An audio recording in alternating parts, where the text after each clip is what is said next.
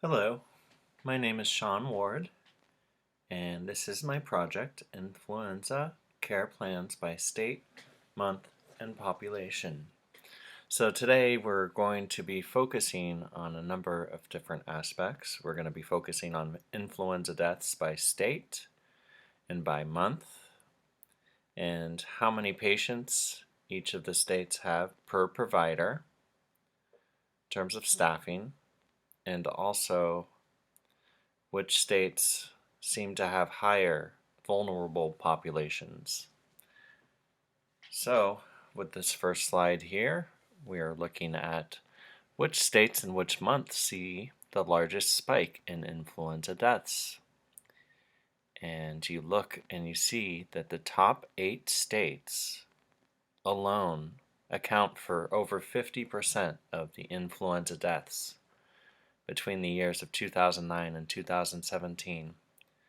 So you can definitely see that these 8 states are a focus point in terms of influenza. And also you look at the most deaths by month, it seems to peak at January, 61,000. So from August to September to October to November to December to January, it increases. And it starts to slowly decrease, but stays at a pretty high level until April.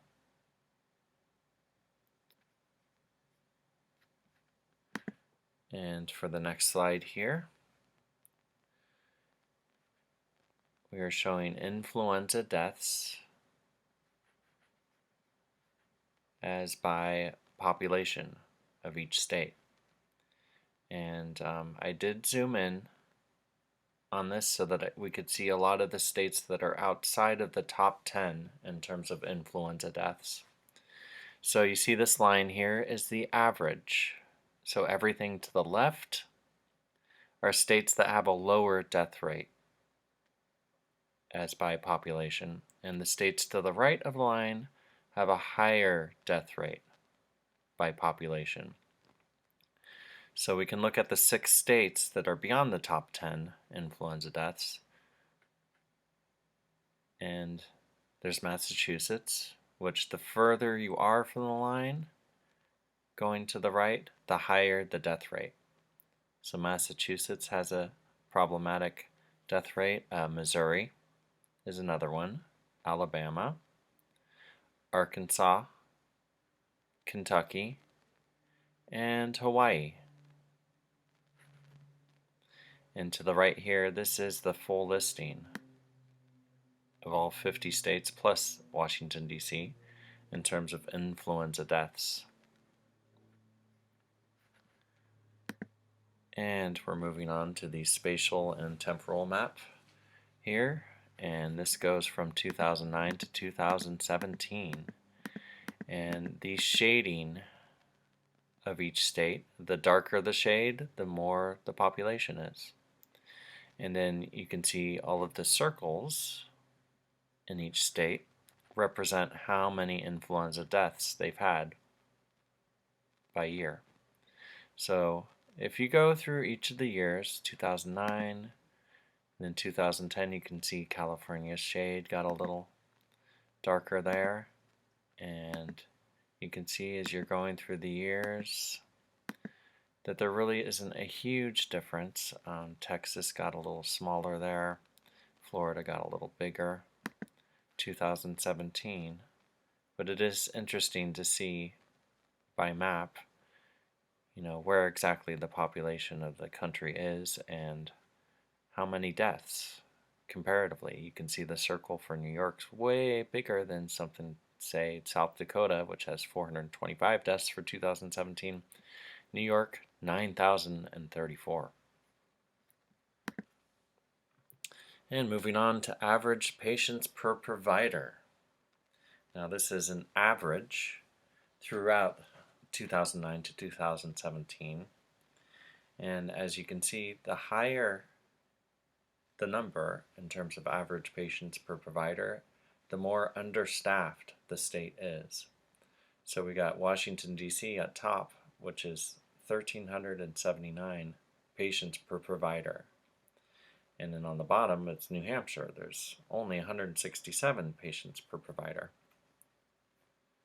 And you look on the chart on the right here, and this shows, in terms of the average by month, it goes through the year here. And you can see that it peaks at August, September, October. So actually, the months with the most patients per provider, meaning the most understaffed months, are August, September, and October, which means there hasn't been enough preventive measures, because by the end of the year, it actually gets to be much lower in terms of patients per provider for November and December. And moving on to the next chart, which is very similar to the last, except there is this bar in the middle here, which shows pretty much from 90% to 110% of the average. So the average is 410 in terms of patients per provider by state. And we're using this gauge here, 90 to 110%, because everything that's over 110% of the average means that they are understaffed. So states ranked 1 to 13 are understaffed, down to Nevada, from DC to Nevada, and then states between 14 and 20 are properly staffed, since they sit within that 90 to 110% shading. And then everything from 21 on down is actually overstaffed. But as you can see, the most overstaffed state, 167 per provider, when the average is 410, isn't that far as compared to, say, the most understaffed state, DC, and even Colorado is over 1,000 patients per provider, while the average is 410. And moving on to the next one here, and we're moving to vulnerable population by state. Now, vulnerable population is defined as 65 and over and under 5. So, with no surprise there, Florida is on top at 23.63% in terms of percentage of vulnerable population. And you can see the line here that moves all the way down is actually the average for the country, which is 20.22%. And you can see there's not a huge difference, but it is important to look at vulnerable population, because they're called vulnerable because they're most likely to die from influenza, or to be the most affected by it.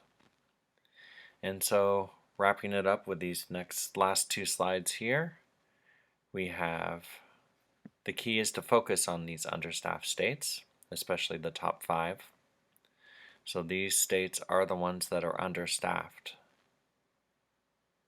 as according to the patients per provider, and should be the ones that are focused on more in terms of staffing. And also, the second element to focus on, of course, is the states with the highest vulnerable population, which by this chart you can see high need, medium need, low need. So the high need is definitely when you want to get the staffing in quicker than the medium or low need. And then moving on to the last slide here. Now this is showing the top 5 states in terms of how many deaths. And you can see actually Florida has been trending up. They actually surpassed Pennsylvania, and they might be well on their way to surpassing Texas as well. And you can see a number of these states tend to be trending down, like Texas is and Pennsylvania. And so the top 10 states by influenza deaths definitely require some kind of focus with staffing, since they are the states that that take up more than half of the country's deaths. And then there's also the 6 states beyond the top 10, which I showed you on the previous chart, that shows that they have a high rate of influenza deaths by population: Massachusetts, Missouri, Alabama, Arkansas, Kentucky, and Hawaii. And then with states, in terms of months, the 2 biggest spikes in deaths month to month is November to December, which is a huge spike of 11,000, and then December to January, which is a spike of 14,000 deaths. So the month with the most patients per provider is September, as we saw previously: September, October, November, or actually August, September, October. I apologize. And more staffing should begin to be provided in September for a lot of these high need and more vulnerable states. And for the medium need and low need and less vulnerable states, the staffing should really be hiked up in November. And then the easing for the medium and low need should be in February, and in April for the high need. So really we should be focusing on the high need, the highly vulnerable states, and also the states with the high influenza death rate. And so that concludes my project for today. I appreciate your time, and thank you very much. Stay healthy.